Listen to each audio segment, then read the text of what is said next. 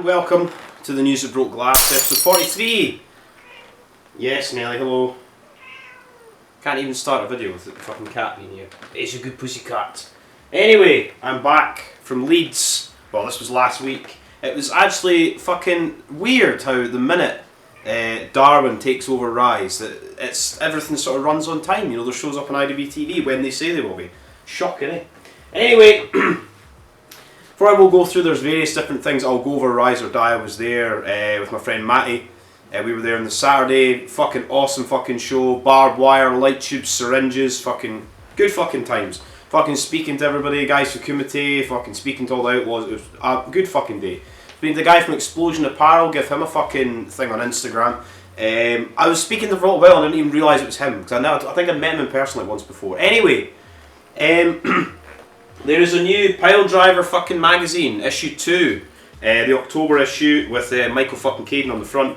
So get this from the fucking Deathmatch Outlaws, and lo and behold, it's a review by me. I think I went over fucking Darko and Alex Cologne from the Kumite thing where Darko got all the fucking light tubes fucking weed whackered into his chest. So go and fucking buy that, support the Deathmatch Outlaws. What other shit did I get? This was a light tube from the main event. It's a T12 as well, a biggie. From fucking Brett Semtek's F5's fucking Big Joe through this big thing of tubes. So I got that. When you go to shows, just get little mementos. Why not? You know, they're just going to get chucked in the fucking bin anyway, so why not? And then what else did I get? I got... This was a t-shirt I was wearing. If you watch that show on IWTV, which you fucking should, support Rise. Even more now that the fucking leader of the British top team is in charge of Rise. I have a BTT t-shirt. You'll see me in the fucking background, chatting shite and wandering around and pulling fucking barbed wire out of Brett Semtek's back. What else did I get? Darko's got a new t-shirt. Going Darko's fucking thing. For Darko's fucking tavern. Just fucking awesome. Fucking light beers and fucking spinning lariats. That's the front. Good times. And Michael Caden also has a new t-shirt out. So fucking message Michael Caden on Facebook or Instagram or whatever. And it is Sad for Life Deathmatch Wrestling. So I got all these at the show. I was wearing the BTT t-shirt anyway. I also got this IWA Said No, Michael Caden's 8x10 for King of the Deathmatch is going to be in. Before Ian Rotten fucked everybody over. But he's meant to be back.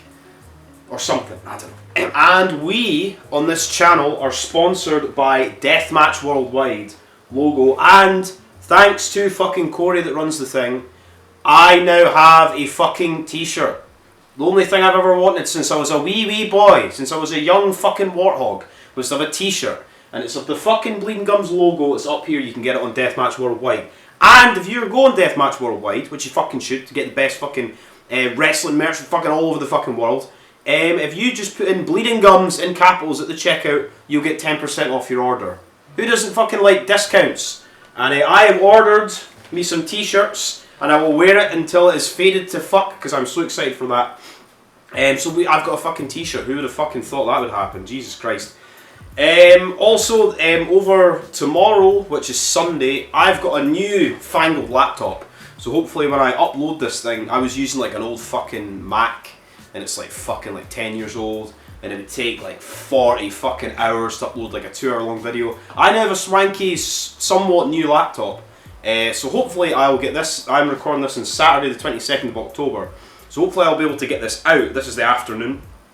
I'll get this out before XPW happens tonight. I don't know. Anyway, tomorrow, Sunday, Monday, Tuesday, I have done about 4 or 5 interviews. Interview type things, like a new show I'm going to do on the channel called Behind the Glass, trademark. I don't have a logo yet. Oh, my cat's gone mental. Oh well. Anyway. Behind the Glass, where I'm talking to various different people involved in deathmatch wrestling, fucking t-shirt people, like Deathmatch fucking Worldwide, wrestlers, fucking stalwarts of the fucking UK scene, up and coming, brilliant fucking deathmatch wrestlers from the UK, some of the best and most highly respected deathmatch wrestlers in the US. So I've done about 4 or 5 of these, and these are going to be out probably like one on Sunday, one Monday, one Tuesday, one Wednesday, or something like that. I'm just going to put them all out through the week. Content. Juicy, fat, horrible content. And speaking of content, as you can see here, myself and Explosion Apparel sponsored Rise or Die. We got our fucking logos in the ring. It was surreal to see that. Very, very good. The ring canvas is lovely. I've also got, it says the Instagram tag, and it's also got the News that Broke Glass on the Rise canvas. So that's going to be the canvas pretty much. It's going to be there for all the future Rise shows. I assume well past into fucking February for all the fucking ICW No Holds Barred. There's so many things that so many wrestling companies, my acronyms get fucking messed up. Where are we? So before we move on, there is so much fucking stuff to go over. But yeah, sponsored Rise, got a fucking t-shirt, a new fucking show starting, Blood and fucking Guts, and Pile Driver fucking magazine support the Deathmatch Outlaws.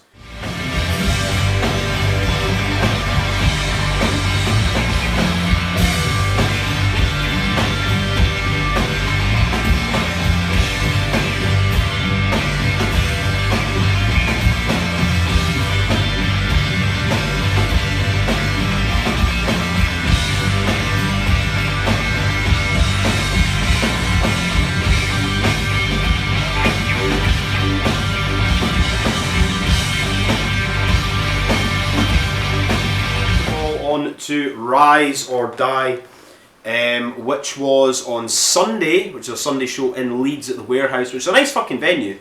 The roof quite low for the show.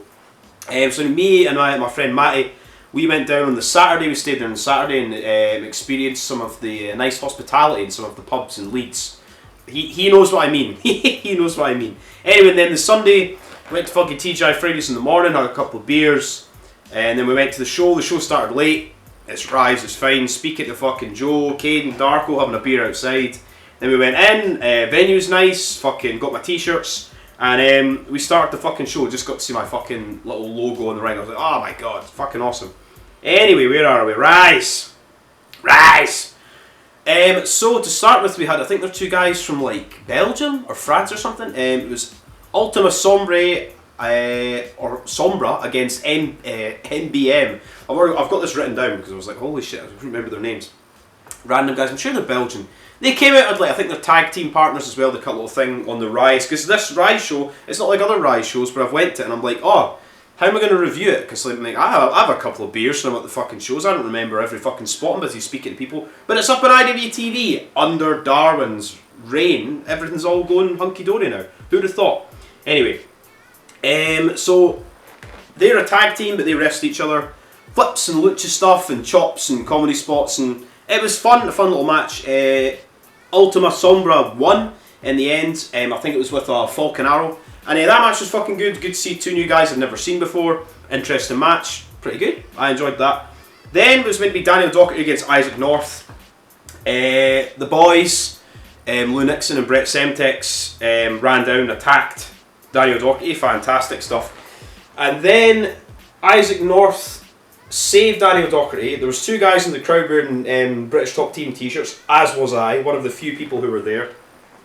I think aside from me, the two plants, and one of the guys who's pals with Lou and stuff, I think I was the only person to actually shoot wear a BTT t-shirt, which was quite good. I enjoyed that. So it was going to be, there's these two young guys in the crowd, they were BTT t-shirts. Danny and that were just taking the piss at them. Said they're trainees, get in the ring, we'll fight you. Daniel Doherty and Isaac North just beat the fuck out of them with chairs and battered them, stacked them up, pinned them. Fun little match. And still in the last like couple of shows or whatever, I've meant to be having like Danny wrestle, like one-on-one matches, or like, and it always ends up sort of being like a tag match he ends up getting put into. I don't know, it seems like a trope. Then we got Leon Slater against Joe Wade. This was meant to be a three-way with Jet Marshall. But then something happened where I think it was going to be Liam Slater was going to be against maybe Amir Jordan, but Amir Jordan got COVID, I think. Not like I've got COVID, I've just got the cold. Don't you worry.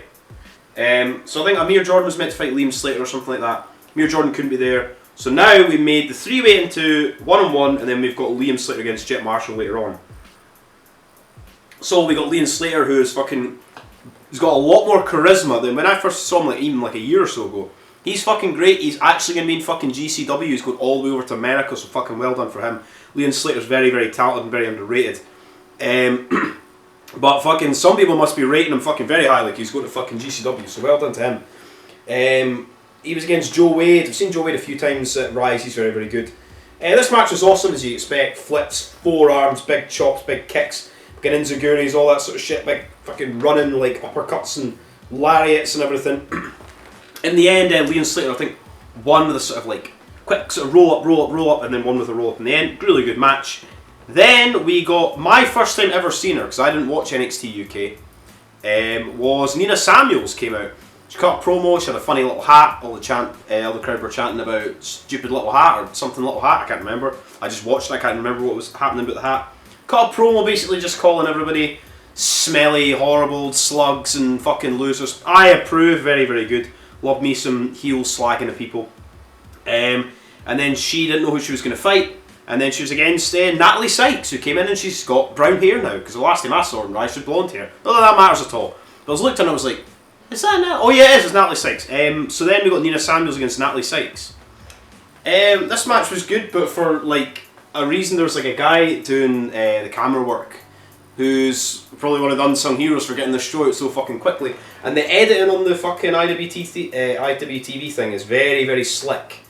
Because it's cutting, there's like lots of things that happen on the show that are like cut or changed or edited around, and they've kind of moved it all so it all kind of makes sense for the IWTV audience, which is very, very good. His camera got like taken off him because Nina Samuels' whole thing was, oh, Natalie Sykes used to be a photographer before you were a wrestler, ha ha ha, because she's been away for like 5 years. And being heel and taking pictures, and they got the camera and they're using the camera as an object and things like that, a foreign object.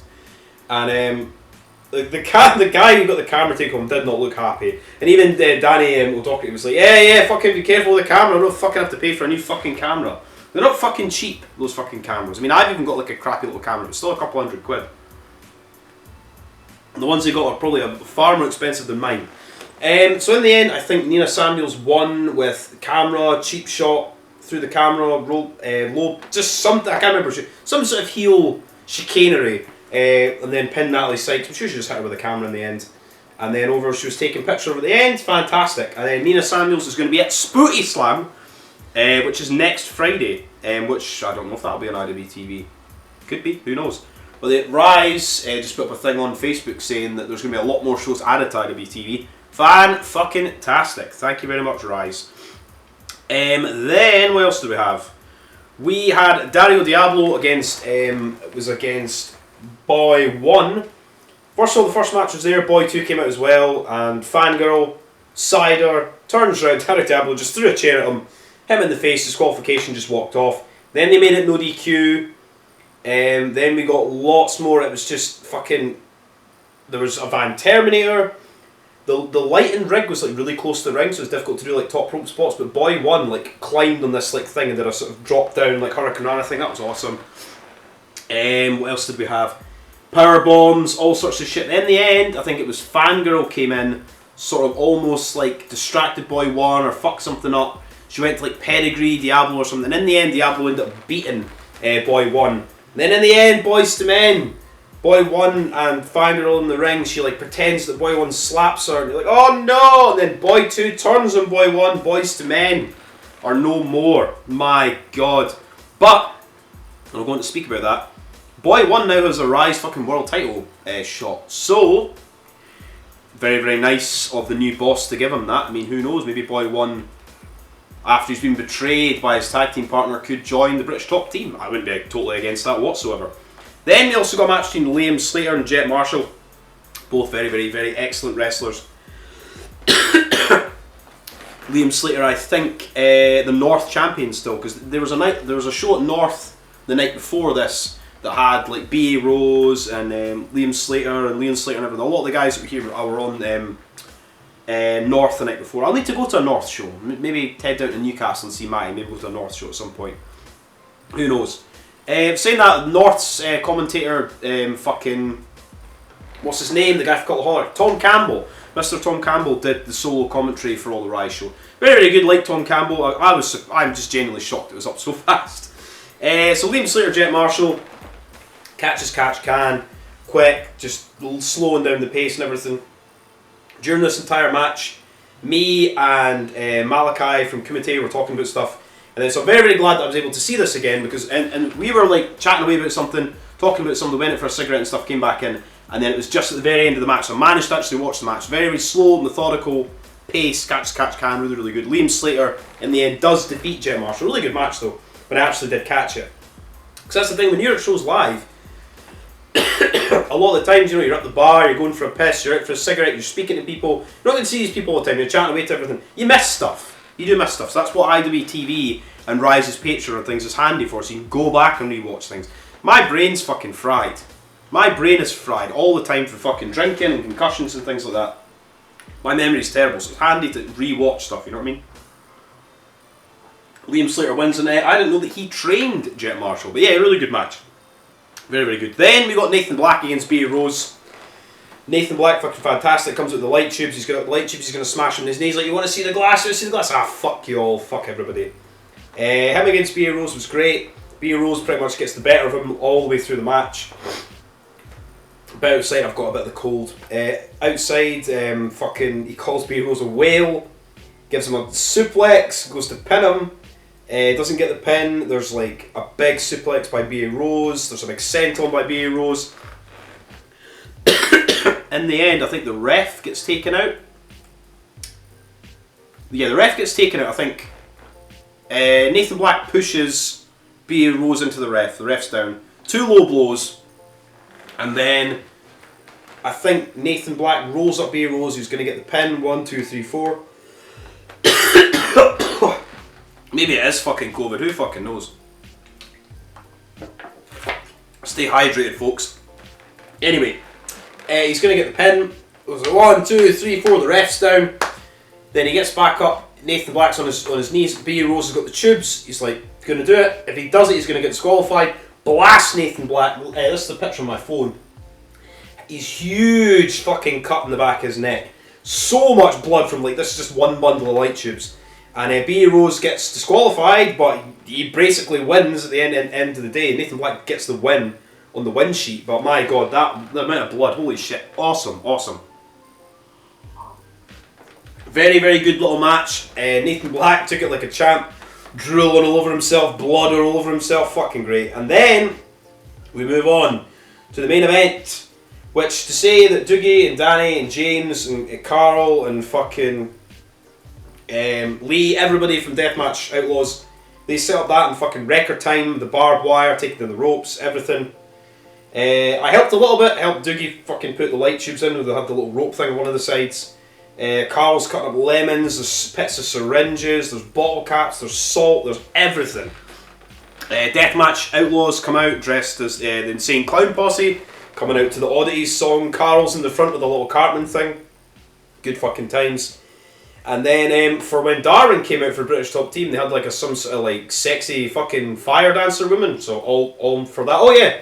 Nathan Black, before he came out, he had a guy playing like the piano, which I quite liked. I thought the guy playing the piano was Nathan Black, but it wasn't. Anyway, sexy fire dancers, who doesn't like them?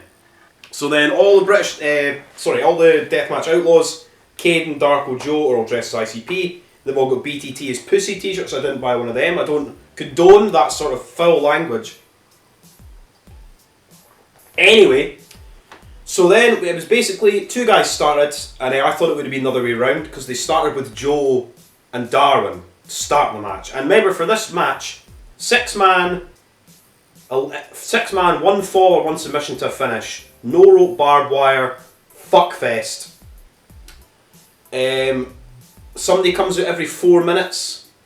So the British Top Team had the advantage. So first it was Darwin and Joe were in the ring first. Then out came Lou Nixon, then out came Danny Darko, then out came Brett Semtex, then out came Michael Caden. I thought they would have ended the thing with Joe and Darwin as the last 2, but who knows.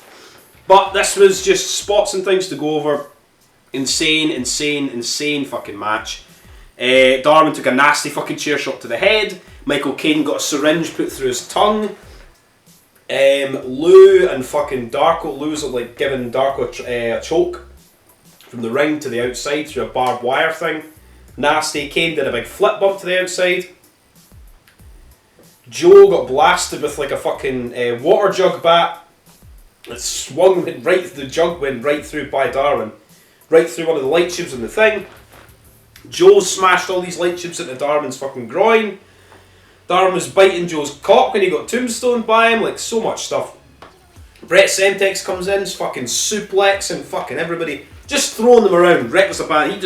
He is so fucking strong. And say that, Brett went through Carl's table that had fucking on the outside, it had like bottle caps, toy soldiers, Lego, glass, gusset plates, staples and barbed wire on it. And Joe gave Semtex a thing for it. I was standing right there and Brett Semtex threw it through. I've got a little video here in my phone, it's not that very good. That's probably the only video I took of the night.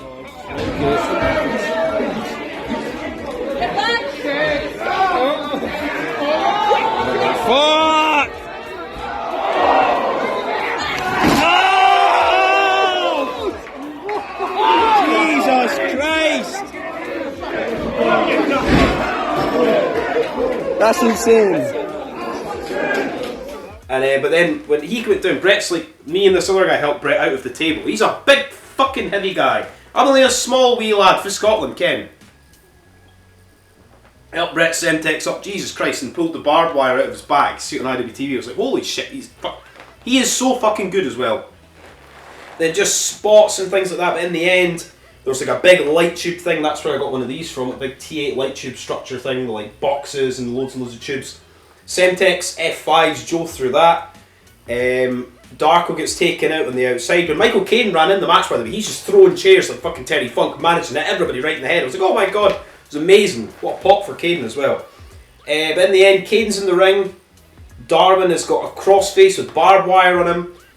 Darko's been taken out. Joe's been taken out. Semtex has also got Caine's leg. So he's got a fucking ankle lock and he's got a crossface with barbed wire. Lou's choking out Daniel Doherty on the outside and Caden fucking taps. So Rise is now run by Darwin. New fucking t-shirt, buy that shit. And the British top team. The future's bright. The future's British top team.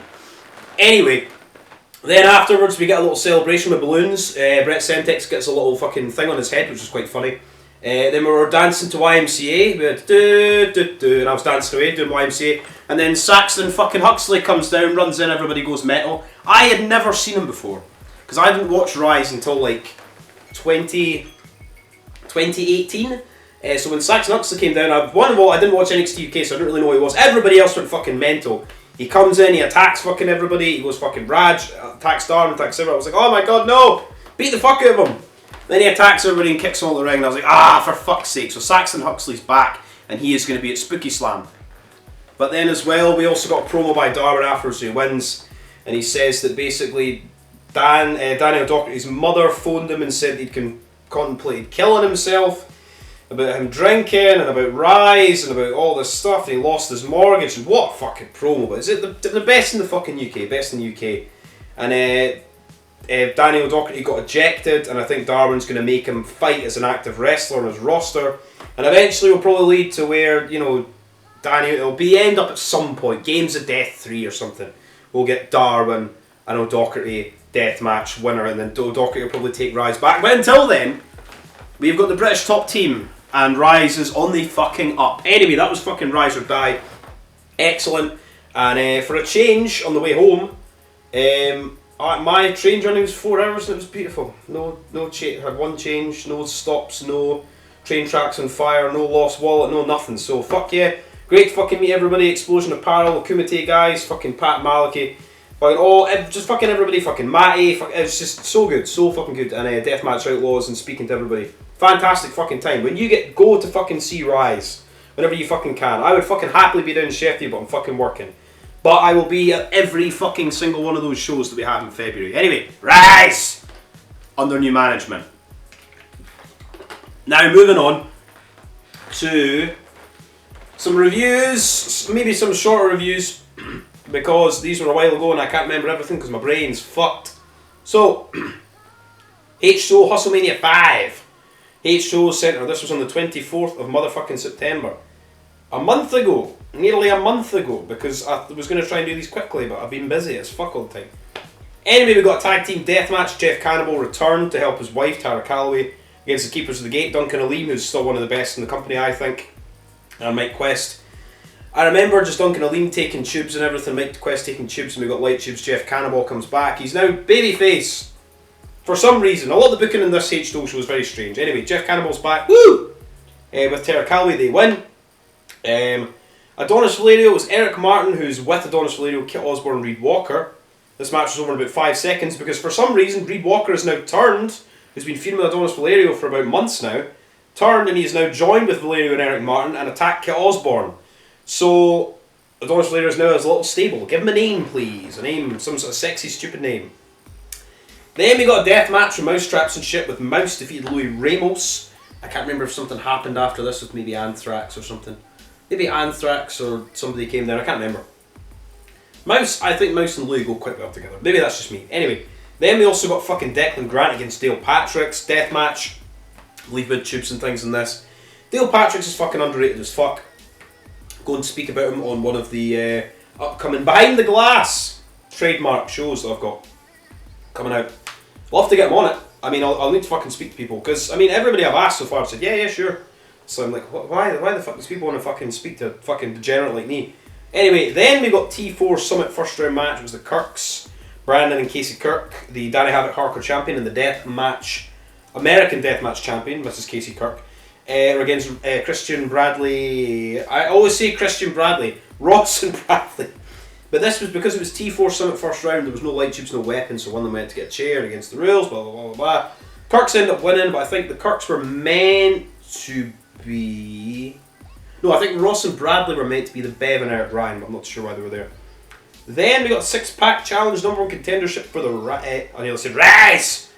For the H2O heavyweight title. It was Marcus Mathers, Ryan Redfield, Edward Hawkins, Bam Sullivan and Gigi Everson, and Austin Luke, and in the end Austin Luke won, as you can imagine what this match be. Flips, dives, lots of forearms. Good fucking wrestling by everybody involved. Then we got a death match between Kennedy Copeland and my boy, Neil Diamond Cutter. This match was pretty good. I fucking really like. Good to see Kennedy Copeland fucking back. Good to see Neil Diamond Cutter getting booked fucking anywhere. He was in that POR stunt show fucking thing. I'll need to go over that. The next show that I'm going to go over will probably be like in a week or so. It'll be a lot quicker than the usual shows. I know I say that all the time, but this time I almost mean it. POR with the JJ Allen stuff where they do the big stunt shows and stuff. It's like fucking Satu Jin, Bam Sullivan, Neil Diamond Cutter, Matthew Justice and all that were on this show. It's like $5 up in the POR's like website. So I'm going to get that and watch that. It looks interesting. In the end, Kennedy Copeland won. It was like a big sort of power bomby thing, like through ladders and like chairs and stuff. Like ow, fucking ouch.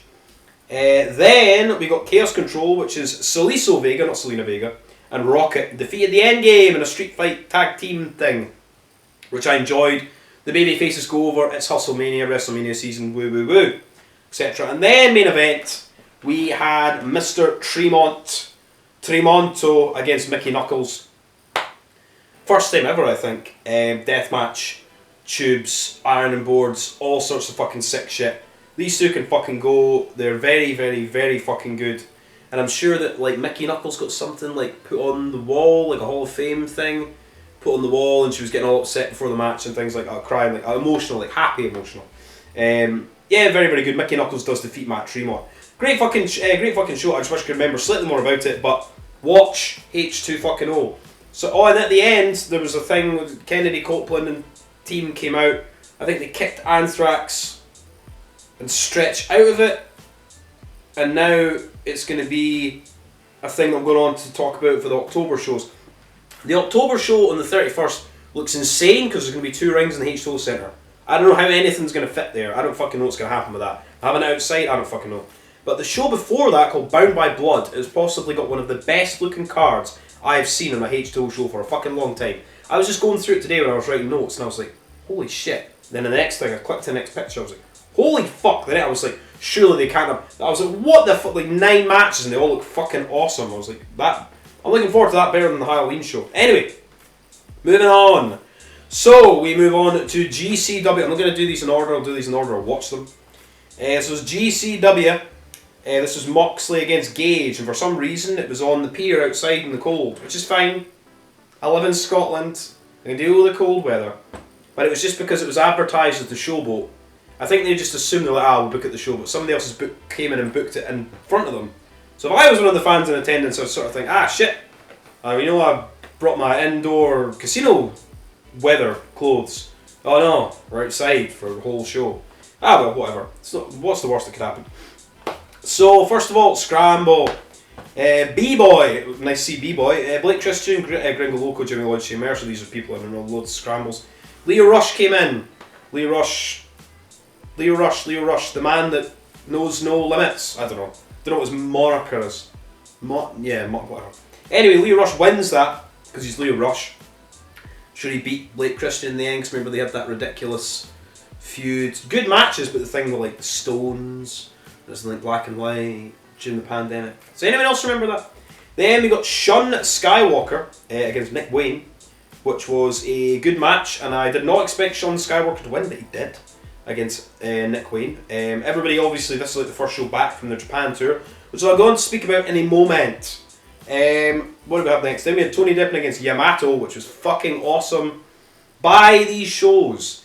I do think this is another thing I will say about GCW. Supposedly they've got some sort of saucy deal going on with WWE.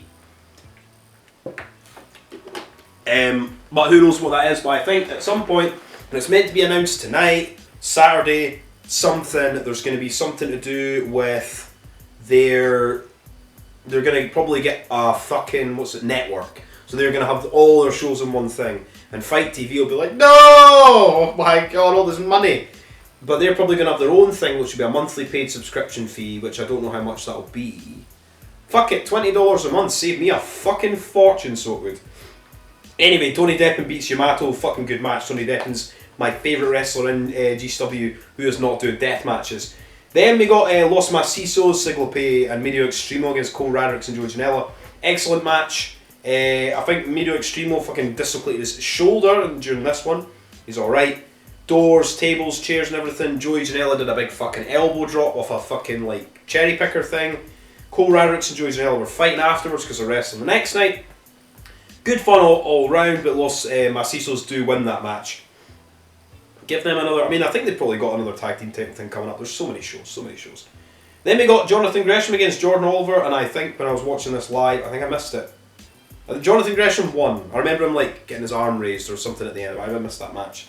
Then we got Drew Parker and Riki Yamashita against Alex Colon, and obviously John Wayne Murdoch's meant to be there, meant to be on the shows for this, but he was injured. So, and filling in for him was the motherfucking bulldozer Matt Tremont. This was great. Parker, Rina Yamashita, the Freedoms champion, Alex Colon, one of half the tag team champions, Matt Tremont. Very, very, very fucking good. Just go and watch it. There's a fucking scary bit where like Rina goes to German suplex Matt Tremont. He's so big, just lands it right in her head. I was like, oh my god. But there was like huge, big. I'm sure Matt Tremont got like thrown off the top through like things. I'm sure he gave somebody like a big, massive fucking sitting powerbomb through like tubes or glass or something. Good fucking shit. Then we got Effie against Shota. I don't actually remember that match, but it says Effie won on Cage Match. And then we move on to the main event. Nick fucking Gage putting his career on the line against John fucking Moxley, the GCW World Heavyweight Champion. Career versus title. So let's go through this. So we've got Gage coming out over as fuck as always, looking in very like a lot better shape than he's been in the last little while. Out with Dewey Donovan, we had Tubes in the ring, we had Panes of Glass, we had Moxley coming out, everybody fucking giving Moxley the finger and everything, saying if Gage loses we riot, a big bed sheet thing, big huge sheet, saying that Nick Gage is my favourite wrestler of all time. Here's a picture of me and Nick Gage. And me and Dewey Donovan. Anyway, so just this match, a lot of people were saying, oh my god, Nick Gage, why doesn't he just give it up, blah blah blah. So slow, blah blah blah. He's wrestling the AEW World Heavyweight Champion. He's also not had a match since like, the last match I think he had would have been the Collective when he tagged with Slade in a tag team thing. I think would have been that match. Give him a rest. I thought this match was good. A lot of people say, oh my god, it's so slow and boring. Like, what do you expect? It's meant to be Gage getting beaten down and beaten down and beaten down. He tries to come back and he keeps getting beaten down. It's a story match. It's not going to be it's not going to be Rita Yamashita against Drew Parker. It's a story match where Moxley's just beating the fuck out of him and putting him through stuff and throwing him through panes of glass and everything. But in the end, I said this to somebody, I can't remember who it was. Anyone remembers One Night Stand 2006 where we had Cena against Rob Van Dam for the title? And Edge ran down wearing a motorcycle helmet. And none of us liked Edge. But we're happy that Edge interfered so he could fuck over John Cena. So when Morrissey, Big Cass, and another guy came in from AEW who were feuding with Moxley and things like that, they came in and attacked John Moxley, attacked him, chokeslammed him through a pane of glass. Then Nick Gage came in, couple of pile drivers, chokebreaker. Nick Gage wins his third GCW title, keeps his career, and Moxley's pretty much gone from GCW now because people are like, yeah, he signed a new contract so he can't do blah blah blah. And Nick Gage said, yeah, fuck that fucking company and everything like that. That's Nick Gage. Anyway, Morrissey and everything coming in, I don't give a fuck. Nick Gage is still wrestling and he won the belt. And as much as I like John Moxley and everything, his GCW title matches that haven't been against Nick Gage, I can't really say there's many of them that I really remember that well or really think that had much impact on the overall trajectory of the company as him being champion. I think the only reasonable thing to do would be to now lead to a feud between Janela and have him as GCW champion at some point. But anyway, Nick Gage cut a fucking promo in the ring, so fucking happy got that belt. Please get a better belt. The old belt was so much better. I hate that fucking belts should not be silver. Belts should be gold. Anyway, so that was Fight Club Night 1 on the pier, not in the showboat. Then we move on to Night 2, which I feel was a much better show, personally. This was in the showboat. Oh my god, inside. Imagine that. We got a scramble match again. But this was, Nick Gage comes out at the start and he basically says, I'm going to be a fucking fighting champion. Fuck everybody. MDK all fucking day. People came out to basically challenge him. And said, I'll fight anybody, blah blah blah. Leo Rush came down. Alec Price came down, Axton Ray came down, Dustin Walker came down, Shane Mercer came down, Sawyer Wreck came down. Obviously, yeah, me! It's like that night after you used to get, the night after Raw, the night after pay-per-view on Raw, champion would come down and there'd be all these guys coming, they'd have like a fatal four-way to fight the new guy, fucking Judgment Day or whatever. So basically, Leo Rush won this thing. I love Alec Price and Axton Ray are very, very good, and I love Sawyer Wreck as well. Shane Mercer's excellent too. Leo Rush wins, so on the show that is next week? I think it's next week. It's either next week or today. I can't remember. GCW show in LA, I think it must be next week. The Leo Rush has got a title match against Nick Gage. So we'll say, no, Nick Gage is slow and everything. We'll see how he does against Leo Rush, the quick little person that he is. Then we got Blake Christensen against Sean Skywalker. One thing I will say with this, I quite like that Sean Skywalker, but Blake Christensen won, but I think there's some sort of like, I don't know if it was a fuck up or if the ref just done and somebody didn't kick out in time. Basically pinned him when I don't think he was meant to pin him. And Blake Christian won. But it was alright, who cares, whatever. Masha Slamovich against Gringo Loco, decent match, Masha Slamovich wins. Well, I've got to say about that, remember that. Then we got, I would say, one of the matches of the night, Joey Janela, the DDT champion against Cole Radrick's the GCW Extreme champion. Watch this match. Watch it. I'm not going to say anything about it. It was fucking one of the best there was tables and ladders and doors and chairs and things, but non-light tube, non-glass match. It was one of the best sort of action-filled, false finishes, exciting edge on my seat match I'd seen in a long time at a GCW. It wasn't a death match. Fantastic. Go and watch that. Great, great match. Then we got Bussy against John Oliver, Nick Wayne. Didn't watch it. Didn't care. I like FA and I like Ali Catch. I don't care. That guy's been attacking Ali Catch came out. Charles Manson came out, attacked her again. I don't know what they're leading to. I don't care. Then we got Yamato against Mike Bailey. Mike Bailey's missus, Veda Scott was in commentary. Always like listen to her when she calls his matches. Don't know why. Yamato wins. This was just Mike Bailey is so fucking good at wrestling. Just excellent match as well. That's what I'm saying. This show's a lot better than the night before. Then we got Drew Parker against Miyu Extremo in a deathmatch. Superb for the Freedoms title. Superb as well. That's what I'm saying. I'm not going to go over these matches, but just I remember there's a huge power bomb like from the inside, like Razor's Edge power bomb through the outside, like through doors. There was fucking panes of glass. There was light tubes. Miyu Extremo's arm was still like fucked from the night before. Great fucking match. Parker retains. Then we got a strange match. I don't really know why. This was like Second Gear Crew, Man's Justice against Jimmy Lloyd Dylan McKay and Marcus Mathers. Now, all I'm going to say about this was just 3 young guys getting the shit beat out of them by the SGC, which I'm happy to see that. Dylan McKay getting launched through a table from the ring on the outside, just brutal. But the main thing about this was fucking Jimmy Lloyd goes in, he's got his arms tied in like the Andre spot. Andre's like caught in the ropes. And Matthew Justice just blasts him unceremoniously about 4 times in the fucking head of the chair, till the chair is crumpled to fuck. It was insane. And in the end, I think somebody got put on a table, or somebody got like Death Valley Driver, or a big splash through a table in the end, and Second Gear Crew won. It was just like a brutal destruction of these 3 guys, which I very much approved of. But my god, those two. And then in the final match, we got Rina Yamashita against Siglope for the GCW Ultraviolet title, which is another match that was fucking insane that you need to watch. Say, if you're going to watch for night 1 and night 2, 100% pick night 2. Just Rina, Siglope, there was like a big sort of like a sort of rolling, Finley's rolling hills like from the apron through a pane of glass, through a door that had barbed wire on it. There was like sit out power bombs, mountain splashes, and just honestly just so like Park, Amino Extreme, Rina Yamashita and Siglope.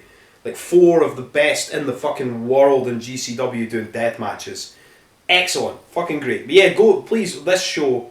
Joey Janela, Cole Radricks, Drew Parker, Mio Extremo. That 6-man murder and Rena against Siglope. Awesome. Awesome fucking shit.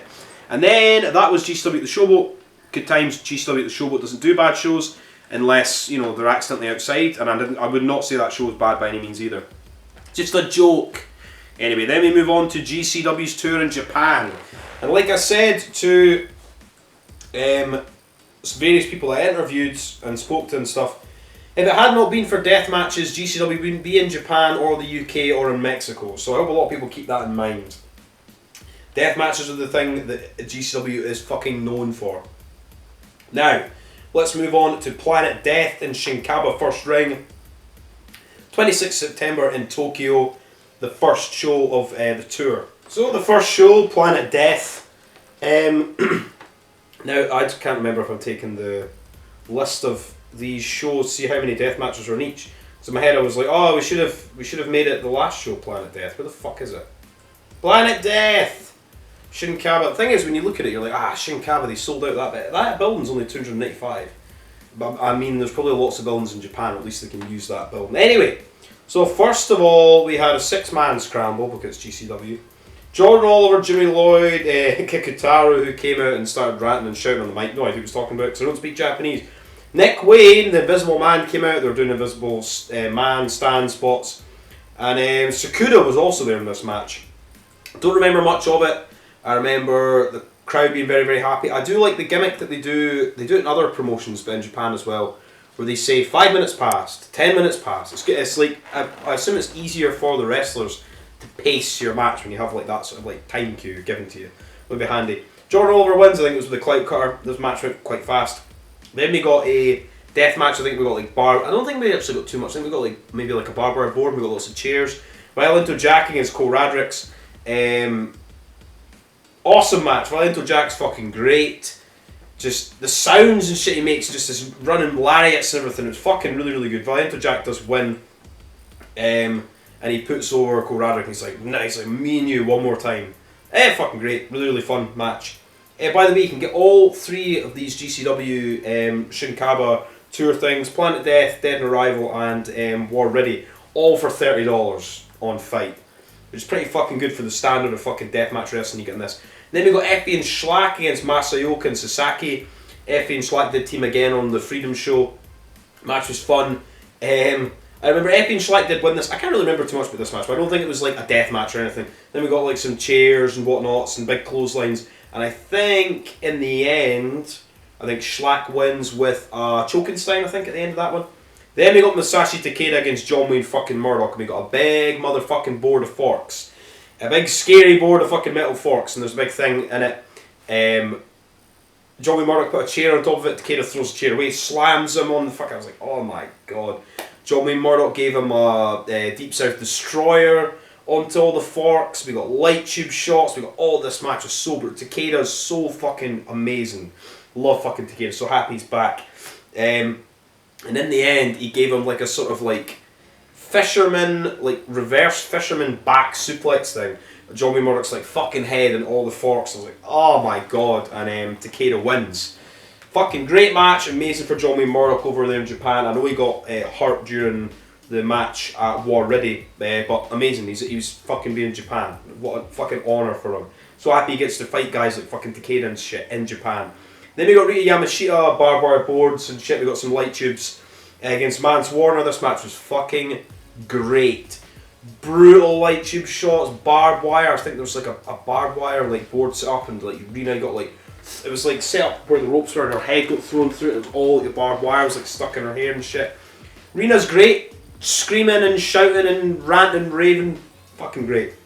This was for the GCW Ultraviolet title. In the end, I think she gave Mansour a Splash Mountain like powerbomb thing into all the chairs and some tubes. She wins. And final match, we got three-way, which is Toru Segura, who I think is amazing. He just looks so happy, like animated. He's fucking great. Him, Drew Parker, and Alex Colon, three-way, tubes, Tokyo Towers, all sorts of shit. Awesome.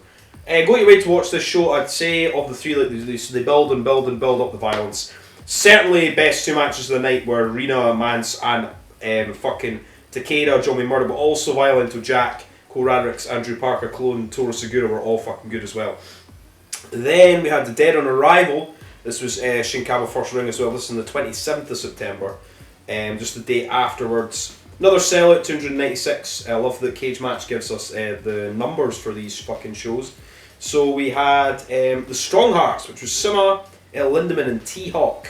I think T-Hawk was a guy that had just like basic gear and like basic just like boots, and I think the other two guys, Sima and Lindemann, I think like more or less like led him through the match. He was really, really good, but it was like you could tell that they were like leading him through it, but he was still good. Against Joey Janela, Jordan Oliver, Nick Wayne. The Strong Hearts do win at the end. Great match. Six-man fucking tag. Really, really enjoyed it. Also good to see Sima as well, or Sima, who I've not seen for a long time. I'm sure he would have been wrestling in like Dragon Gate and fucking PWG years ago. Then we got Masato Tanaka, legend, and Great Sasuke, fucking legend, against Jimmy fucking Lloyd and Kikutaro. Which is an interesting match. I would probably put, I'd love to see Great Sasuke against Masato Tanaka. This was good, Tanaka, and this was the show where I think everybody apart from the main event, the GCW guys got beat. So this was good. We got usual Kikutaro stuff, but we got Great Sasuke just doing like the sort of moving and that, and like shooting his thing into Jimmy. I love shit like that. I will say that that match at TOS 4, Jimmy Lloyd against Great Sasuke, was fucking awesome. Where he's doing like the sort of balls and that, and he's making Jimmy run, and he's like diving through boards of barbed wire and shit. Good times. Then we got Abdullah Kobayashi and Raizo Uto against Cole Radricks and Mance Warner. The two Japanese legends beat the fuck out of these two guys. Fucking Kobayashi got a fork stuck in his head. Foregone formality that these two legends are going to beat Radricks and Mance Warner. In the end, I think he was slammed down, and big fucking Phoenix frog splash by Ito onto Cole Radricks, and the Japanese legends win. Still good. Awesome. Cole Radricks, like, what a tour for fucking him. He gets to fight fucking Ito, Violento Jack, all these fucking legends of deathmatch wrestling. Kid's fucking going places. Then we got probably one of the best matches of the entire tour. Masashi fucking Takeda against Schlack. The XPW King of the Deathmatch champion against Masashi Takeda. What can I say about this match?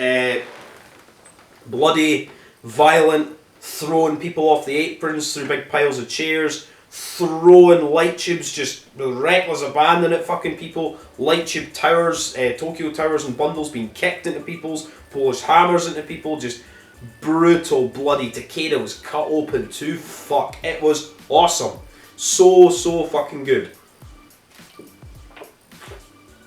And it makes you wonder why Schlack isn't in GCW more often, because he is one of the biggest fucking draws of this entire fucking tournament in Japan. The match was great. Takeda in the end does beat Schlack. I think it's with his finish, and then maybe a knee. In the end, Takeda does beat Schlack. Great fucking match. Then we got Jun Kasai against fucking Effie. which is mental. We did get the big fork board thing was there again. We got light tubes on the ropes. Effie gets bloodied up and beaten to fuck. Jun Kasai hits a big fucking splash onto him. I'm sure there's a bit where like he splashed him or something happened and like a light tube like went right past like Effie's face. Like something burst or something and then it went and flew and like hit Effie in the face. Effie's trying to kiss Jun Kasai and everything. Jun Kasai takes off his gear. He's got fishnets on and he says it's sexy time. Snogs Effie and in the end he gives him the fucking South Tiger Driver 98. Jun Kasai's arse out, fucking and Effie's head right onto all the forks. I was like, oh my god, it was fucking disgusting. And Jun Kasai wins. Holy shit, so amazing for Effie. Effie's fantastic. Thing is, usually if I'm seeing Effie and stuff, a lot of the times Effie doesn't do death matches, but when he does, Effie can motherfucking go. And he's against fucking Jun Kasai. And I wouldn't be fucking surprised if Jun Kasai requested that match as well. And then we got the main event, which was the Mega Bastards Tag Team Champions, Cologne and Murdoch with Rina Yamashita. So 3 champions from GCW against ERE, Drew Parker, Sakuda and Violento Jack. This is fucking great. It's a 6-man Japanese match with light tubes and beating the fuck out of each other and stopping the tags and running and just brutal fucking spot after spot after spot. In the end, the Mega Bastards win. I think Rina Yamashita gets the win on... No, Alex Cologne gets the win because he does... There's like all these light tubes in the ring. He hits his like Styles thing on Sakuda. His sort of Styles Clash thing into all the tubes and wins, I think, at the very end. Another great fucking show. Can't recommend it more. And then there's also... So I will go through this show, I think, probably on the next one. Because I have seen 2 of the matches from it. But when GCW does their Zona 23 and their Vanguardia shows, there's like a bundle and it's like 4 shows. And this Freedom's 13th anniversary show is part of it. But I have seen the main event and I've also seen ERE against Effie and Schlack. So I think I'll just wait and review that on the next one. So I can give the full show review as opposed to just those 2 matches. Because there was another match I didn't get to see, which was Segura and Hatara against Cole Radricks and Joey Janela. I didn't get to see that. There's also a 6-man with Sasaki, Rina Yamashita, Jordan Oliver, Nick Wayne. Kikutaru's in that as well. Fucking... Yeah, so I'll probably just wait. To do that. So then we move on to the final show, which was GCW's War Ready in Shinkaba First Ring. This was on October the 4th, which has somehow got one more fan than the other 2 shows. But anyway, we'll move on. I'll just go on to that right now. Don't know if my camera looks slightly different. I just had to change the battery in it. Hey ho, what are you meant to do in this day and age? Can't even have a fucking Prime Minister for more than 45 fucking days without everything becoming a shambles. I'm sure people can appreciate the camera being slightly different. Anyway, where were we? GCW's fucking War Ready. The fucking final show of their 2022 tour of Japan. And also, I think they have a t-shirt out on their GCW website for Sai Ozawa designed the new t-shirt for the Japan tour, which he has done the last 2 tours too, which I do have. 2019-2020. Anyway, so we have first match, we have Jordan Oliver and Nick Wayne against Drew Parker and Jimmy Lloyd. This is an interesting match. Jordan Oliver did win. Jordan Oliver got the pin, I think. I'm sure he pinned Jimmy Lloyd. Can't remember too much about this match. The non-deathmatch stuffs are a little bit more difficult for me to remember because my brain's fucked. Anyway, Effie is in against Kikutaro. Main thing I remember about this is they had mini little chairs, like little wrestling figure chairs, and they were fighting with them. Good times. Epic wins in the end, probably with the Rough Rider or the Sack Rider or whatever the fuck he calls it.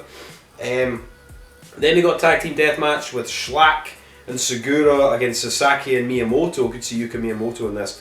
Excellent. All these guys are fucking brilliant. Sasaki and Miyamoto do win in the end. I'm sure they pinned Segura. I'm sure Schlack didn't take the pinfall in that one. Then we got one of the best death matches of the whole thing as well. Joey Janela against Sakuda. We had a weed whacker got put in Joey Janela's back. He got a fucking metal skewer put through his cheek. Not through here. Like right underneath, like so close to like where his jaw is. And they put fucking bits of lemon on it. Joey's fucking bleeding. They're smacking each other with tubes. They're doing big dives off of ladders through tubes. It was fucking insane. What a match. Deathmatch Janela is the best fucking Janela. A brilliant, brilliant match. Go out your way to fucking watch that one if you can. Then we got Rina Yamashita against Cole Radrick. Ultra Violent. barbed wire, boards, light tubes and everything like that. Rena retains her title against Cole Radrick, so Cole Radrick has not had a good run of wins in this tournament, but he's got to wrestle 4, 5, 6, 7 of the elite deathmatch wrestlers. What a tour for this young man. Fucking very, very happy for Cole. Even though he doesn't get the wins, he's still fucking in there with the fucking best of the best. And fucking Violento Jack and shit putting him over. Great. Then we got the main event that everybody motherfucking wanted. Mega Bastards. This is for the tag team titles as well. Cologne and Murdoch against Kasai and motherfucking Takeda. And this is just a dream match. A dream match is two of the best in America, the two best in Japan, hands down. Kasai and Takeda are in my top 4 fucking wrestlers of all time. Them two, Danny Havoc and Nick Gage. So to see them two against Cologne and Murdoch was insane. The amount of just brutality. There's a bit where Murdoch gets his ribs hurt and Takeda knees light tubes into his chest. You saw him go down, you're like, fucking hell, that looks sore as fuck. We got big fucking, my god, we got splashes, we got all sorts of shit. In the end, the Mega Bastards win, and I cannot, I cannot fucking remember for life of me the finish.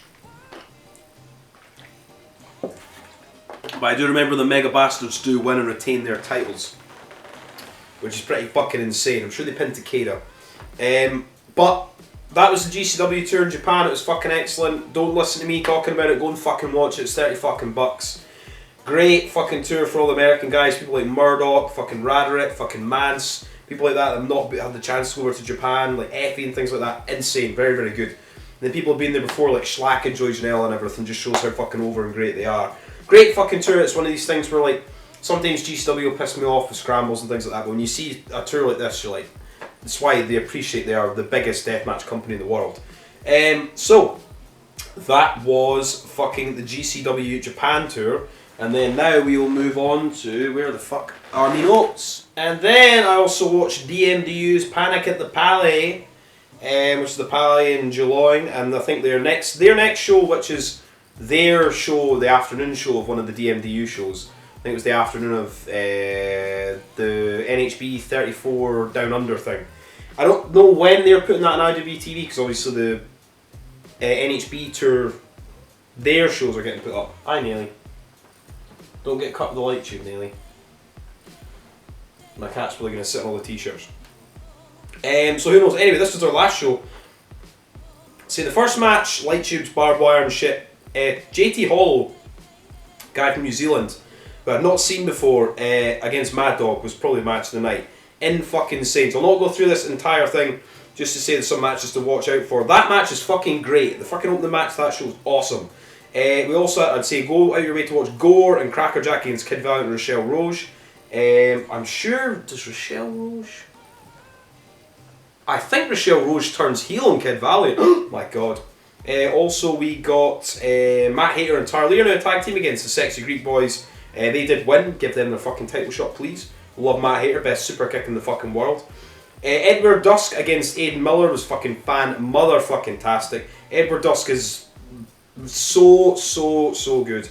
And the main event, which was a death match. This was a tour where York, Samson and Joel Bateman were all in the US. So you didn't have those guys on these shows. The show was still fucking awesome. The Black Roach Reserve, Roach and Xavier Black against Callum Butcher and Vixen. And light tubes, barbed wire, fucking all sorts of shit. And Black Roach Reserve did win that. So go and check them out. I'm not going to give a full fucking review on that because there's so much shit to go through. Deathmatch Down Under, the premier company, never mind Deathmatch company, premier company in fucking Australia. Great fucking shit. And I will be going over everything DMDU related for the next thing. And we had the fucking Kumite, a show I wish I'd fucking been to. Now I've read somewhere, and I don't know where I found this, the show was called Blood and Thunder when they put it up. I don't think it says that on fucking like IWTV or anywhere, but I've read it somewhere that says Blood and Thunder, so fuck it. Anyway, Vine's Beer Garden, September the 18th, wish I'd been there. Meant to be at TNT and this, but fuck, what are you meant to do? Anyway, great fucking show. The way shows should be, about 2 hours, you know, unless you're doing a big tournament. Keep it nice, fast paced, fucking awesome. Kumite steadily becoming like probably my favourite fucking company in the UK, just behind fucking Rise. Anyway, so we got Harley Harris was against Brett Myers. This was like an impromptu match. Never seen Brett Myers before. He's really good. Harley Harris wins at the end. Ref gets pushed out, hits Myers with the belt. Oh, ain't she naughty? Anyway, then we got Radu Bulat, who's a guy I've seen at the Kumite before, but I don't think he was wrestling. And then we got Joseph Cardinal, who I'd seen before, and Rourke. This was really, really good. This match went on for like, I think it was like 15 minutes. It was lariats, fucking running drop kicks, followays slams, German suplex. That Rourke's fucking great. Radu Bulat pulled out a fucking fork, went to stab it in Joseph Cardinal. We got like, just loads. We got like a burning hammer, like just so many big fucking moves. And then I think towards the end, it was Radu Bulat to do. He slammed him down and he went and he hit a big fucking double stomp with Joseph Cardinal and won. Really, really good fucking three-way match. Check this out on IWB TV. So many of these shows, apart from the GCW and XPW stuff, is all on IWB TV, and it's just so worth your money. So little of your money for so much fucking wrestling. Deathmatch wrestling too. Then we got Act 2, who are the FUTR Tag Team Champions, which is Benjamin Hartman and Jack Knudsen against David Grant and Kyle Kingsley. This was good, you know, young, small, high-flying baby faces against the big heels. We also had some spots with the dark fruits and whatnot. This match is fucking great. David Grant and Kyle Kingsley are really, really good. Very, very underrated fucking tag team. So are Act 2. I really, really fucking enjoyed this match. There was just lots and lots of keeping the baby faces in the corners. Don't let them get the tags. They get the tags at heat for a little bit. Excellent. Liquid tag team wrestling, as they say, with some dark fruits, which I wouldn't even be fucking touching that. David Grant, you give as much dark fruits as you want. Then I believe Act 2 win at the end, and I can't fucking remember for the life of me what they got the finish with, but they did win in the end. But fantastic tag team match. Then we got Will Cruz against Maxon McGuire. Maxon McGuire, a guy I'd never seen before. Will Cruz is excellent. He's been all over the place. He's at fucking North. He's been in Kumite. He was at that 1PW show replacing Big Joe. Will Cruz is fucking excellent. We got this. We got Brawling. We got Cookie Sheets from the fuckery buffets we have. And what I'll say as well again, for Fletch and Malachi commentary, they get better and better every show. They're a very, very good commentary team. In the end for this we got Tax. I'm sure they were Tax that I brought. So I remember taking Tax somewhere that somebody took one of those little jars of Tax. It's the exact same ones I got from Amazon. Poured all over the thing.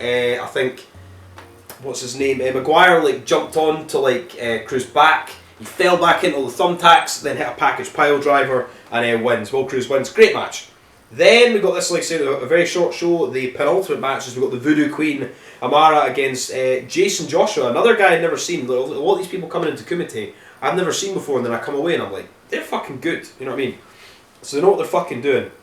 They were fighting on the outside. In the end, more thumbtacks in this match. Voodoo Queen fucking, she got slammed into the tacks by Joshua, but she's just fucking laughing, and she's like, fuck this. She got back up, hits a big fucking slam into the tacks, and the Voodoo Queen fucking wins. And then we got the main fucking event, Deathmatch, light tubes, ultra fucking violence. Antonio Gonzalez, it was meant to be Cologne, tagging with Darko. Cologne couldn't be there. Then it was meant to be Clint, and I think Clint got like hurt at the TNT shows, because the TNT shows were like a day. This was the Sunday, and the TNT shows finished on the Saturday. So then it was replaced by Antonio Gonzalez, stepped up for his big first like light tube like centric death match. So it's Gonzalez and Darko against Alton fucking Thorne, the fucking Nettle Freak, and Big fucking Joe, the Death World Champion. This was insane. They're all standing in the ring, they've all got light tubes, and they're just smashing the fuck out of each other. Everybody's smacking each other with light tubes. You don't know what the fuck's going on. It's fucking crazy. They're outside, fucking Alton Thorne's fucking carving up Darko with a pizza car, blasting wet floor signs over each other's heads. Joe fucking dumps Antonio Gonzalez on the outside through one of the fucking beer, fucking outside tables, breaks the tables, like, oh my god, no, the venue. Just awesome. Fucking big dive outside from Antonio Gonzalez into Thorne. Fucking, we got Nettles. Nettles put on top of Thorne. Darko hits a big, massive like splash. We got Darko's spinning lariat. All sorts of shit. A TV. Joe's senton cannonball. There's so many things in this match. It was fucking so good and bloody and violent. It was fucking really, really, really good. What a great little show from fucking Kumite. There's a bit where like fucking Thorne got beat to fuck with like kendo sticks. Kept getting back up. There's a bit where Darko and Gonzalez have got tubes, so both stand on both sides. They run at Thorne, goes through his chest. He just bounces off the ropes, double clothesline. Excellent, big massive pop for that. And in the end, we got the Death Wolf sword brought by Something Something Wrestling. Good to see them at Rise again last week. And Joe got blasted in the head. No cells, it hulks up like Hulk Hogan. I will say this for the Rise or Die thing as well. Darwin's like hulking up like Hulk Hogan was fucking awesome. I did enjoy that. No sells it. Then he gets picked up, Death Valley Driver, into a door on the inside of the ring. And fucking Darko wins. Him and Gonzalez win. And fucking Darko is beat Big Joe. So I assume for the next show, whenever that'll be, stay tuned to fucking Kubité's social media and everything. Or this channel, and I'll update you for when that show will be. I assume we're going to get motherfucking Darko Big Joe for the Death Wolf title deathmatch, baby. Anyway, that was fucking Kumite. Awesome fucking show. And then just quickly, I did watch, I can't remember how I even come to see this show, 2 seconds. I don't even know how I came to see this show. It was on YouTube, somebody sent me a link to it somewhere. It was XPW Theatre of Brutality 2, this is American Cheeseburger in New York. Like a secret show in Rob Black's like cheeseburger restaurant with like 4 death matches, no ring. First match was Chris Worthless defeats Hardcore. Hardcore, who I speak to on Instagram and that, was amazing. He was bleeding like fuck. That Chris Worthless was insane as well. Great little no-ring death match. A powerbomb onto a door that didn't break with tubes on it. I was like, oh my god, what a fucking match. That Chris Worthless won. We got Brian Wellington, the guy who runs Horror Slam, was there. There's meant to be a mix-up with Necro Butcher's meant to be at the show. Horror Slam guys are meant to give Necro a ride. They fucked up or something, or they couldn't pick him up, and Necro ended up not being at the show, but he was at the big thing for the show. Anyway, Brian Wellington defeated Jeremiah Goldman. Goldman, I don't remember much about that match. Then HC Loke was there, defeated Chris Chester, whatever his name was. Again, these 2 matches I don't remember, but then the first match and the main event were insane. Hallow Hardbody, who came out with a Danny DeManto Suck My Cock t-shirt or something. I was like, okay, fair enough. Against Sean Lawhorn, this match was insane. We got doors over guardrails with people hitting DVDs, not breaking the doors, going right to the floor. I was like, Jesus Christ. We got a pane of glass that got set on fire that Sean Lawhorn got Death Valley Driver through. Hallow Hardbody won. It was a good little show that was on, it's on YouTube somewhere. I'll try and find a link for it. But the first match, Hardcore and Hallow Hardbody, Chris Worthless and Sean Lawhorn. Those 2 matches were fucking good. Nice little no-ring show for XPW. And that Hallow Hardbody he's going to be on a lot of shows coming forward. And Hardcore as well, man. You were fucking awesome in that. Well fucking done. Then I saw, finally for reviews, I saw ICW Nodes Barred Volume 33 in Los Angeles, California at the 1720 fucking warehouse. And the ring looked fucking huge. I don't know if that was just me. So where are we? ICW. So first of all we had Akira against Drexel. Drexel's last match was like the first deathmatch horror story against Neil Diamond Cut, which I thought was a really good match. Wasn't so keen on this match. There's a thing for this show where like a lot of the tubes that would take like a little while to break. They're like very, very hard tubes. They're still T12, so fuck knows what's going on with that. Still, Akira beat fucking Drexel. Match was alright, not as good as the Neil Diamond Cutter one. Akira obviously always opens. Akira's fantastic. I was good to see Drexel with very back. Then we also got a death match where Jake Crisp was taking fucking tubes, which I thought was insane. He was against Brandon Kirk, and I think Brandon Kirk was on commentary for after this. So we'll talk about commentary situations with Noels Bard coming forward as well. Jake Crisp did win this in the end. It was a very, very good match. Good to see Jake Crisp doing light tubes and things, because he has been doing death matches and death matchy stuff for a long, long time. Then we also got Bobby Beverly defeated Tommy Vendetta. Woo! The rubber match. Defeated Tommy Vendetta, light tubes, all the shit. It's Tommy Vendetta. Blasting each other on the outside. The Bev's still my favourite in ICW Noels Bard. Anyway. Then we got... So hopefully we are going to have maybe the Bev against maybe Big fucking Joe at TOD if the stars align. Who knows. Then we got a 4-way death match, and people are saying, is this the most crazy match in ICW Noels Bard history? No, because the death match with Schlack, Cruel, Sadika, and who else was in that match?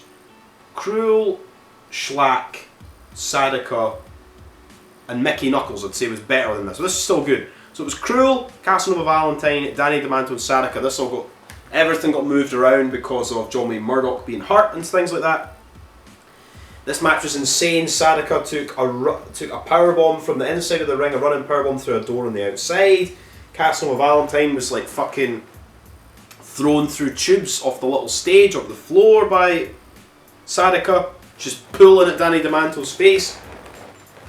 This match was really, really good, but I would say it wasn't as good as that one in where was it, in Chicago. In the end, Cruel hits this sort of like reverse sort of slam thing onto DeManto and wins.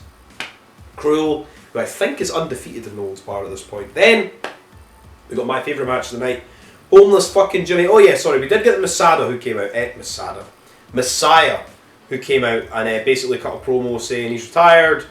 He doesn't give a fuck about Rob Black. I just thought it was in the end of the day, I thought it was kind of like a pointless promo. Because obviously their history, Rob Black, the thumb cutting, the blah blah blah. Rob Black and CZW, all this shit. This history from fucking 20 years ago. 15 years ago, whenever it was. 2002, 2003, 2001, whenever it was. Basically just saying, yeah, like, fuck Rob Black, I don't care, it was so long ago. I'm not going to wrestle again, put all the ICW No Holds Barred guys over. Fair enough, it was still good to see him. Then we got Homeless Jimmy, who basically said after his match, he was like, I'm not going to fucking work for Rob Black, fuck Rob Black. Which I think was more the line that No Holds Barred were going for. Homeless Jimmy against Eric Ryan in a shopping cart death match. This was insane. There was just horrible bumps off the stage into shopping carts. People being thrown into shopping carts, suplexed into shopping carts. It was, my fucking god. There was a fucking like brain buster on a light tubes on top of a shopping cart from Jimmy to Eric Ryan. And holy shit, like, this match was great. Homeless Jimmy can still fucking go. Came out of retirement for this match, and also where he got this t-shirt. Deathmatch Worldwide. Homeless Jimmy now has a store on Deathmatch Worldwide, so go and fucking check him out. Use Bleeding Gums and get 10% off. Look at me, marketing genius, so I am. Then, main event, we had Casey Kirk against Orrin Vite, where we had light tubes and light tubes a bundle. And in the end, a foregone conclusion is, I don't really remember the finish of this match. I would say that I think that for a lot of this show, I think a lot of the guys were, maybe not so much like Sadaka and things like that match, Homeless Jimmy and things like that. People are like saving themselves for the Australia tour, which looks fucking insane. But for this match, Casey Kirk did win in the end. I think she did the Psycho Driver Fuck Your Life onto Jimmy Lloyd, I think, and then maybe did this, the 187. Not Jimmy Lloyd, sorry, onto Orrin Vite. But yeah, I mean, Casey Kirk unsurprisingly retained her title, and that was NHB in LA. The crowd seemed alright. People were saying, the crowd looks quite small. That building's fucking huge. The ring's fucking huge. They got a fair, few, 100 people there. So it was alright, and then obviously they went away to fucking, I made Larry Legend and Eric Ryan on commentary, which is always good, which might be the case going forward. As we move on to, that's the reviews done for this, and we will move on to GCW News and Updates, which we have NGI 7. Obviously, we have Big Fucking Joe against John Wayne Murdoch in the first round. So the first two, we've got Sawyer Wreck and Sakura. Now, we have 3 more entrants into the field. 1 more to go. NGI is on November 12th, by the way. And Summit, I think. Wait a minute, where the fuck is the NGI? Of all the things I didn't write down, I never wrote down the thing. I think it's in Summit. Is it in Summit? Come on. Come on, GCW. Prove me right. Is it Summit, Illinois? Come on, Game Changer. Tell me. Summit, Illinois? Come on. Haha! It is in Summit, Illinois. The Summit Park District building, anyway. So, the other 3 people we've got in it now is Hunter Freeman. People are like, who the fuck's he? The thing is, when you get somebody that you don't really know, and they get put in a position like this, they're gonna fucking go mental. They're gonna fucking kill themselves for your entertainment, because it's a big fucking spot for them, they want to shine. So, even if you don't know who he is, and he's been in a few matches against like Mance Warner and things, just fucking watch it. He might be the fucking best thing you've ever seen. Fucking honestly, wrestling fans, so fickle. Then, so we've got him, and then we've got Siglope, and then we've got Medio Extremo. So we've got 1 spot left. Everybody's thinking they want it to be Jun Kasai. I would love it to be Jun Kasai. Imagine fucking Big Fucking Joe against Jun Kasai. I wonder whoever came up with that idea. Find out through the week who came up with that idea. Anyway, But I reckon it'll probably be like Rina Yamashita or maybe Drew Parker or something. Anyway, either or, Kasai would be insane. Either of those people would be mental. Then we've got the Mexico tour, which is just passed. So it was Friday the 14th of October, it was GCW against Vanguardia. And then Sunday the 16th of October, it was GCW AAA and Zona 23 joint show. And some of the matches in this look insane. We've got Cologne against Medio Extremo, Parker against Siglope, and Janela against Pagano. And I did see a clip of Pagano and Janela, where Janela like cut like a fucking vein. But everything was alright and he's okay. I was like, holy shit. But the bundle that's coming up, which is going to be next weekend, because obviously there's so many fucking wrestling shows, man. This weekend we've got XPW, we've got all the DMDU, ICW Notes Bar stuff. There's GCW on this weekend. Next weekend there's fucking, what else is that? There's fucking NHB's on, the 2 H2O shows are on, and we've got 4 GCW based shows. Like holy shit. So on Fight next week, this bundle is $30 as well, by the way. Cheap as fuck, or £28.49 or whatever. So October 27th, 8 PM Eastern Time is GCW Vanguardia, they're showing that. October 28th, 8 PM Eastern Time is GCW Zona 23 AAA. October 29th, 11 PM Eastern Time is GCW Hit 'Em Up in LA. That's the show that's got Juicy Fanu and Jacob Fatu against Janelle and Starboy Charlie in a cage, and Gage against Leo Rush. And then October 30th, 8 PM Eastern Time is the Freedom's 13th anniversary show that I'm going to go over after that week. So many fucking wrestling shows. So many fucking wrestling shows. So much blood and violence. Then, so this is what I'm saying before we've got GCW's Hit 'Em Up from the Ukrainian Culture Centre. And the Collective, just before I go into that, the Collective next year, in April or March, or whatever the fuck it is. Where is it? Where's the photo? So they put it up somewhere. The Collective is taking place in LA, and it'll be at the Ukrainian Culture Centre next year. Where the fuck? Where have I got the thing? I've got the dates for it somewhere. There we go.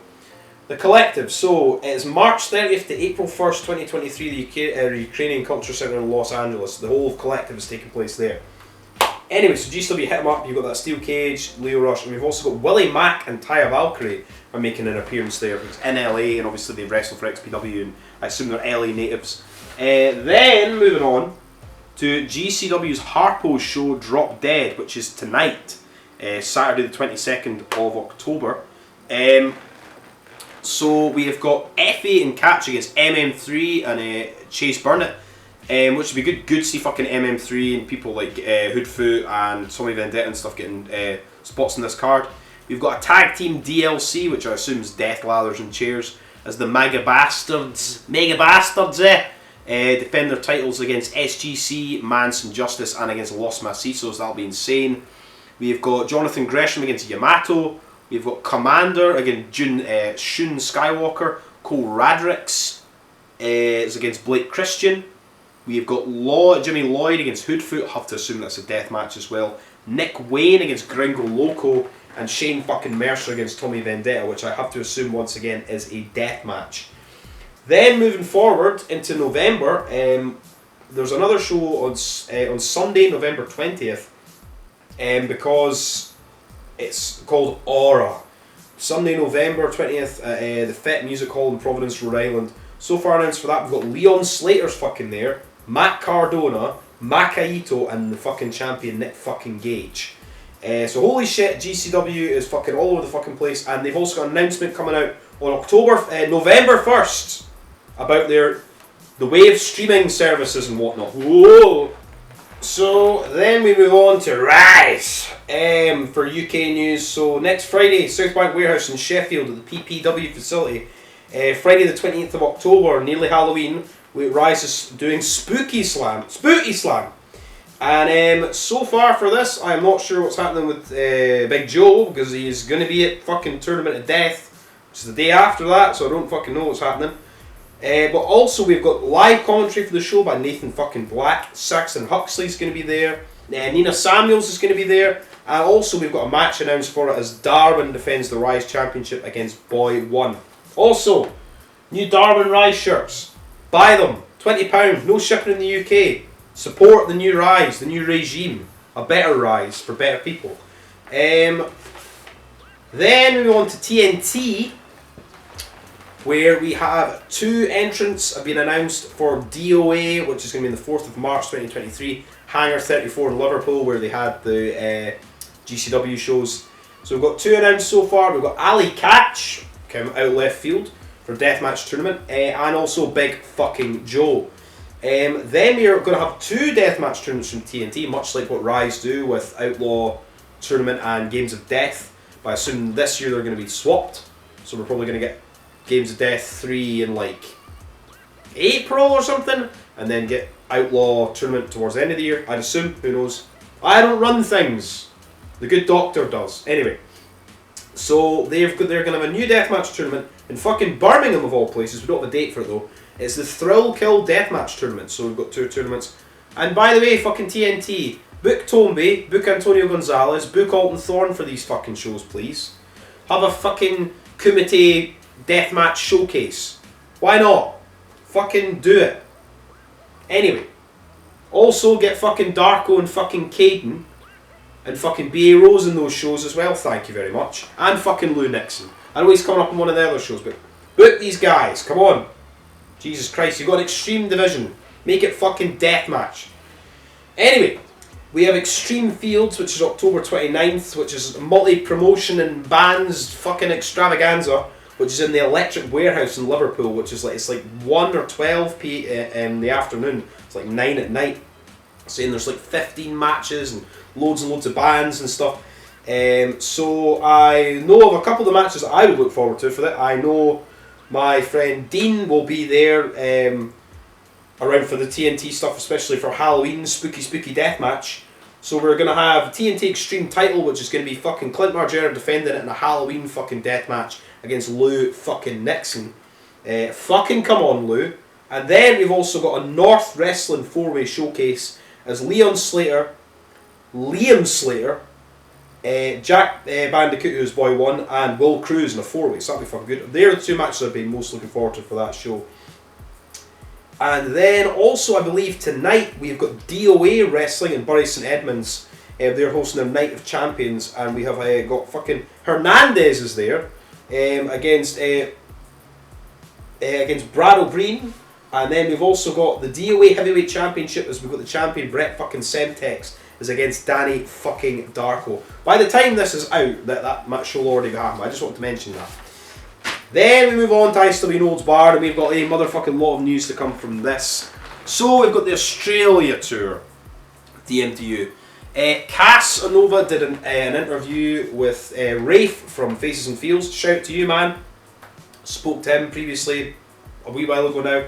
Something very, very fucking nice guy, knows his fucking shit. Basically, Cass was saying there that there was a while that like their visas and stuff didn't get through, and the tour very, very nearly didn't happen. So insane. So check out Faces and Feels and check out the interview with Cass and Valentine. Very, very good. Also shout out to Cass and Valentine, fucking excellent guy too. There's venue changes and things that happened as well, like quite right before it. I don't know if it's like maybe Arwen Swanson's maybe pissed off with the MDU because they're building their own arena, much like H2O have got their own arena. I don't fucking know. That is just merely podcast speculation, but fuck, who cares? DMDU, the best company in Australia, they'll go from strength to strength and support their fucking venture, take tiers, blah blah blah, give them money so they can have their own home venue in Melbourne. Also, it's a successful tour as much as I've heard, and all the shows are going to be on IWTV. So, PFX 12 was on October 14th, and it was at the 3rd day in North Melbourne. This is going to be on IWTV on Sunday, October 23rd, tomorrow, 9:30 PM Eastern Time. Then NHB 34 Down Under, which was at B East Level 1. This is October 15th in Brunswick East, which is going to be on IWTV on October 24th, which is Monday coming, 10:30 PM Eastern Time. Don't know about the DMDU show. They'll put up that on their social media, but I will cover that whenever it's up. And then we've also got NHB versus DMDU. This was on October 16th at Space 338, North Melbourne. And this is on IWTV on Tuesday, October 25th. So each night we've basically got, and tomorrow we've got a brand new Noel's Bard Australia Deathmatch show. Fan-fucking-tastic. Then we've also got an updated card, pretty much full card I think, for NHB 35 Deathmatch Horror Story, which is on Saturday, October 29th at the Heart fucking Ballroom in New York, New Jersey. we have got this card looks insane. American Deathmatch title, Casey against fucking Tremont. We've got the IWTV Independent Championship, champion AC Mack is doing an open challenge for his belt. Who knows who's going to answer that? AC Mack's first venture into the chains. We've got a match that was meant to happen before Joey Murdoch got hurt, I think. Joey Murdoch against fucking Hoodfoot, because Joey Murdoch came out and attacked Hoodfoot after his celebration of Battle of Tough Guys 2. We've got Eric Ryan against Brandon Kirk, which is, to my knowledge, the first time ever, at least in NHB. Casanova fucking Valentine, Casanova Kruger is against the fucking Carver in a horror death match. Danny DeManto's against Atticus Cogar. That's one of the things I forgot to mention from the LA shows. Atticus Cogar came out, attacked Danny DeManto, cut a big promo, called everybody fucking smelly marks and all this shit. So that'll be fucking good. And we've also got Akira against Lucky 13, making his fucking debut in the chains. Then we move on to NHB 36, which is the Warzone version of NHB, where we have, this is at 10:30 Delsa Drive in Westville, New Jersey. The show that is running head to head with XPW and the NGI 7. American Deathmatch title, Casey against Mickey fucking Knuckles. Cruel against fucking Matt Tremont. Hoodfoot against Sadika 2. And the Carver is against Dr. Redacted, and also we've got Gary J, who I fucking love, should be on every show, is against Aaron Williams. And then also we move into the Chattanooga weekend, which is November 18th and 19th, TW Arena in Red Bank, Tennessee. The 18th we've got PFX 13. Kobe Carino is going to be against Akira, and we've got the Bev against Brandon fucking Kirk. And the next night, the 19th, Casey is defending her title, if she's still champion. She could lose her title against Matt Tremont. You know what I mean? She might not be champion by then. It's against Akira, and then we've also got a match I cannot fucking wait for. Tank is against the motherfucking Bev. Tank and the Rev against the Bev. Can't fucking wait, man. Then we move on to the XPW situation. So it was like last week or something, there was like a video came up and it basically showed this graphic of Ron Nemi has left Knowles Barred and has joined XPW. I was like, what the fuck? Everybody was like messaging like, why Ron, why? And he put a little video basically saying he wanted to get fucking paid. Apparently he wasn't getting paid enough at NHB, so he's jumped ship to XPW. My god, and I was like, holy fuck, there is a war on. Jesus Christ. So Ron Nemi is joining XPW for the Extreme Invasion. He's not on the Halloween Hell show in New Jersey on the 12th, same day as NHB 36, same day as NGI. So we'll go over the card for that as well in a minute. But first, today, 7 PM LA time, which is 3 AM here in the UK, and I am working tomorrow, for the love of fuck, against my better judgment. But I'm off on Monday. So I've got Sunday and Monday and watch these shows. So we've got Halloween in Hell 3, also fuck Halloween Ends. Pile of shit fucking film. I don't even mind the gimmick with passing the torch, but the film is shit, garbage. Anyway, enough ragging on Halloween and Jamie Lee fucking waste of space Curtis. Now, so we've got for this show, which looks mental, Schlack is defending the XPW King of the Deathmatch title against Angel. I don't know where Angel's going to take a crazy bump off, if he's going to take a crazy bump. That'll be insane. So crazy to see Angel back against Schlack. The XPW World title is on the line as Masada defends his title against fucking Vampiro. What the fuck? The XPW Fight TV 6-way elimination match. So we've got 4 people announced for this. Psychosis, Human Tornado, Bo Cooper, and Willie Mack. And so we've got 2 more announced for that. So that's basically their XPW TV title. Then we've got a Playland death match as Dirty Ron is against Pagano. There's like, of this show, there's like 6 death matches and like 2 non-death matches. We've got Necro Butcher against Terex in a death match. Really looking forward to that. Mickey Knuckles against Ludark Shaitan in a death match. Sage Sin Supreme is against Sawyer Wreck in a fucking death match. Sawyer Wreck making her XPW debut. And motherfucking Drake Younger is back. Drake Younger is back on this show and he's going to fight Hardbody. And I assume this is just going to be an exhibition match for Drake Younger beating the shit out of Hardbody. Hardbody is amazing for him to get Drake Younger's first like proper match back in a few years, but holy fuck, like Drake Younger's going to kill that boy. And then obviously we go on to XPW's Extreme Invasion. Then we move on to XPW's Extreme Invasion, November 12th, the night the line was crossed at the XPW Arena, the Hart Ballroom in New Jersey. Same night as NGI, same night as NHB 36. A big fucking night. Big night for the fans. My God. It's going to be a long night. So for this show, we've got PCO against fucking Necro Butcher. We've got a body bag match. That was the thing I forgot to mention. After the Theatre of Brutality 2 show that Hardbody won the main event of, the Soul Taker came out and basically attacked Hardbody and challenged him to a body bag match. The last body bag match I remember was like Sabu, New Jack and Sandman in 3PW, and the New Jack like cuts out the body bag with like a big knife. The Undertaker used to use a body bag gimmick. Early days, before he used to use caskets. Look it up. Anyway, so we've got that, Soul Taker against Hardbody. We've also got a Playland death match between the Bev against Dirty Ron. That'll be fucking good. And then we've got XPW King of the Deathmatch belt as Schlack defends against Drake fucking Younger. I still can't believe Drake Younger's back. Insane. And then, I took a picture of just other people that are on this card that I don't know like what sort of matches I put them in and things like that. So we have Sexy Eddie. We've got Wax is there. We've got the Green Phantom. We've got Lucky 13. We've got Ludark Shaitan. We've got Sage Sin Supreme. We've got Jody Threat, Kit Osborne, and Masada, and also Willie Mack. All these people don't have matches yet, but then again, it is like 2-3 weeks away. So insane. I don't know. I mean, fucking. There's so many different combinations of people you could put in that. Even just put fucking Phantom against fucking Sexy Eddie. Why not? My God, insane shit. But anyway, so that's XPW's Extreme Invasion. I'll be covering that. I'll be covering the Halloween in Hell. I won't be watching it live tonight because I have to work, unfortunately, tomorrow. Boo! Fuck work life. Yay, death. And then we've got the full brackets and card for CZW's TOD 19, October 29th. Take your fucking coat, Joe. It's going to be fucking chilly. The Ultraviolent Underground, DJ's Farm, as we have... So, for this, the stipulations look mental as well. We've got Brad Cash against Insane Lane. Shark Teeth Home Run Derby match. Fucking hell. The Bev against Otis Kogar in a Barbed Wire Madness match. Mickey Knuckles against Orin Vite in Tube Bundles.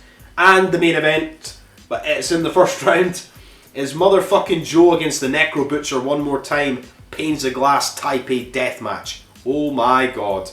And I have spoken... a spoiler for one of the Behind the Glass interviews I did was with Big Fucking Joe, and he was speaking to me about his match previously with Necro Butcher at XPW. So that being said, and CZW have also announced that the second round is fans bring the fucking weapons, so that'll be fucking interesting. And then we are nearly done with all this fucking shit and death matches for today's show. RPW Ruthless Pro Wrestling is fucking back. And they're running November 26th. Death Right is the name of the show. 2640 Blazer Road in Mary, Michigan. This is sponsored by Deathmatch Worldwide, much like myself. And they've got a list of people that are on this show, no matches thus far. Otis Kogar, Atticus Kogar, Schwartzy, Dr. Redacted, Karam, who's a guy I've never seen before, and Mickey fucking Knuckles. You know it's going to be good if it's Ruthless fucking Pro. Then we've also got the cards, like I said before, for the Halloween H2O shows, which is next weekend. H2O's Bound by Blood, which is October 30th, looks, my God, motherfucking insane.